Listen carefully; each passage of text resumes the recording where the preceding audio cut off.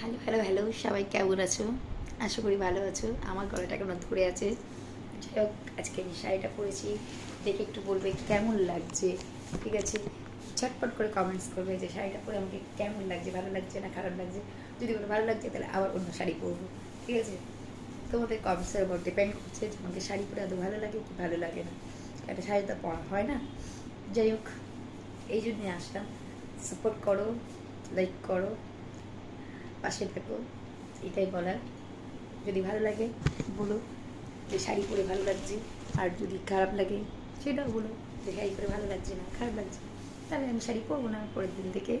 ঠিক আছে, কিন্তু তোমাদের উপর ডিপেন্ডেন্ট যে আদৌ ভালো লাগছে কি লাগছে না। কেন দেখো, জিনিসপত্র যখন পরি তখন অন্যের ভালো লাগাটাই ভালো লাগা, তাই না?